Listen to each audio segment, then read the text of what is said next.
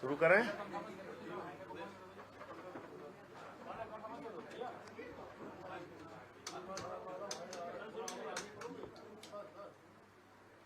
सभी पत्रकार बंधुओं को मेरा नमस्कार। आज की ये पत्रकार वार्ता चौथे चरण की जो पदयात्रा शुरू होनी है, आगरा से लेकर हाथरस होते हुए मथुरा तक, उसकी जानकारी आप लोगों के साथ साझा करने के लिए बुलाई गई है। हमारे साथ ब्रज प्रांत के अध्यक्ष डॉक्टर हृदय चौधरी जी हैं, हमारी पार्टी के मुख्य प्रवक्ता बंसराज जी हैं और हमारे अयोध्या प्रांत के अध्यक्ष विनय पटेल जी हैं। उनके साथ कुलदीप यादव जी हैं, उन्नाव के हमारे जिलाध्यक्ष, जिनके ऊपर पिछले दिनों मुकदमा दर्ज किया है प्रशासन ने, उसके बारे में भी बातचीत करेंगे आपसे। तो ये जो रोजगार दो सामाजिक न्याय दो यात्रा है हमारी, इसका चौथा चरण शुरू होगा 3 अप्रैल से लेकर 9 अप्रैल तक। लगभग 7 दिन की ये पदयात्रा है और इसमें करीब करीब 100 किलोमीटर की पदयात्रा होगी। इसमें आगरा, हाथरस, मथुरा 3 जिलों को हम लोग कवर करेंगे और इस पदयात्रा के दौरान जगह जगह पे नुक्कड़ सभाएं, स्वागत सभाएं और 2 बड़ी सभाएं आगरा और मथुरा में, बीच में भी एक आध बड़ी सभा हो सकती है, वो कार्यक्रम इसमें होंगे। इसकी शुरुआत मोहब्बत की नगरी ताज आगरा से, प्रेम की नगरी भगवान कृष्ण की नगरी मथुरा तक होगी ये यात्रा।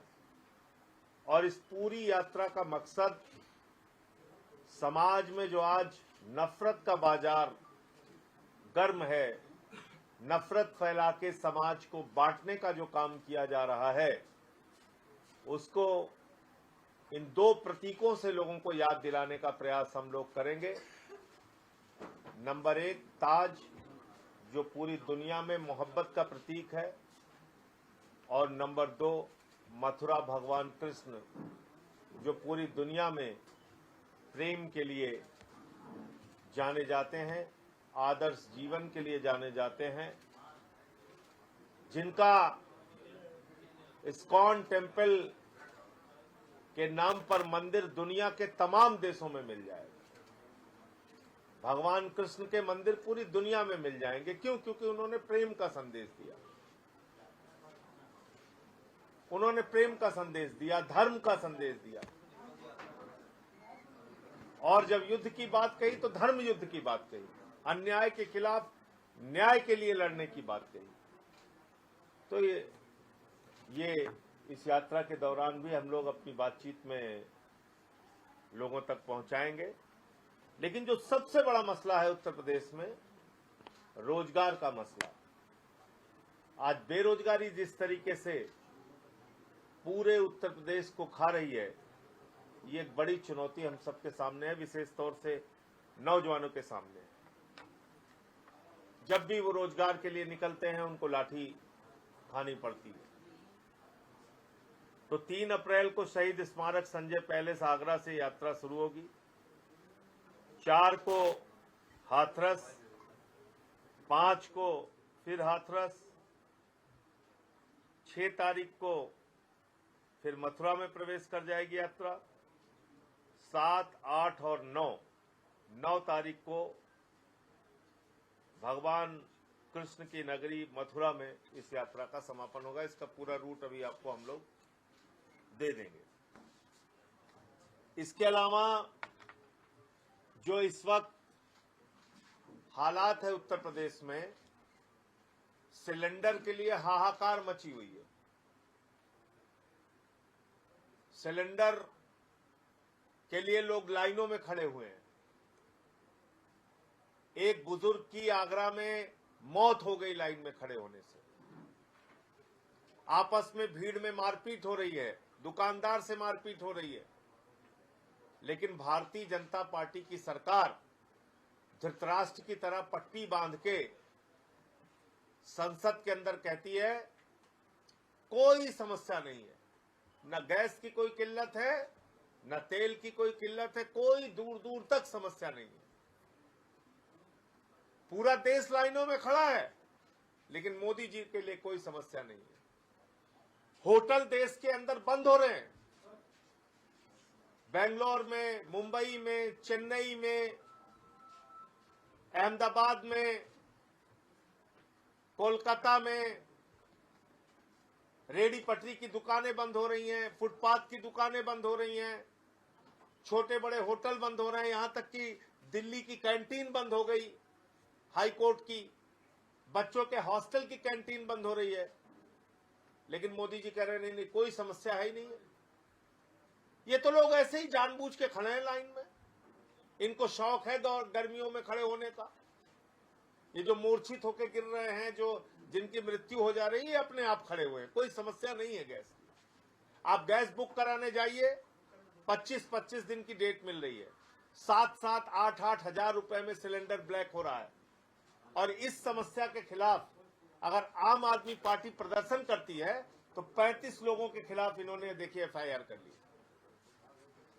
हमने प्रदर्शन किया 14 मार्च को पूरे उत्तर प्रदेश के अंदर, और हमारे साथी जो उन्नाव के हैं उनके ऊपर मुकदमा कर दिया गया।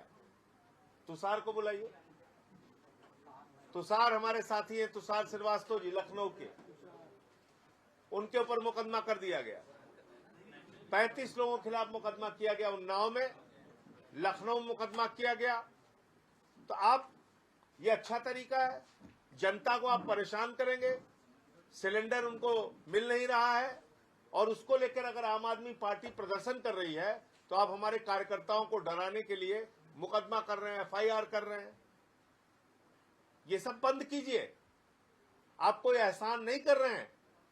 लोकतंत्र के अंदर जनता के समस्याओं को लेकर आंदोलन करना हमारा संवैधानिक अधिकार है, लोकतांत्रिक अधिकार है। हम स्वतंत्रता में, आजादी में जी रहे हैं, इसलिए हमारा अधिकार है। ठीक बात है, आप ट्रंप की गुलामी कर रहे हैं, आप करिए, आपको नहीं लग रहा है समस्या गैस की, लेकिन हमें लग रहा है, तो हम प्रदर्शन कर रहे हैं, आगे भी करेंगे। ये एक अजीब चीज है कि जो समस्या भारत के प्रधानमंत्री नरेंद्र मोदी ने जानबूझकर पैदा की, उस पर भी आप विरोध प्रदर्शन नहीं कर सकते। और जानबूझकर पैदा की ये बात मैं क्यों कह रहा हूं? क्योंकि प्रधानमंत्री को मालूम था, हमको आपको नहीं मालूम था। जयशंकर जी को मालूम था, हमको आपको नहीं मालूम था। क्या मालूम था? हार्मोज का जो समुद्री मार्ग है, जो 60 से 70% ईरान के कब्जे में है, उस समुद्री मार्ग से भारत का 60% कच्चा तेल और 50% गैस आती थी। जी हां, भारत की जरूरत का 60% कच्चा तेल और 50% गैस उसी मार्ग से आती थी।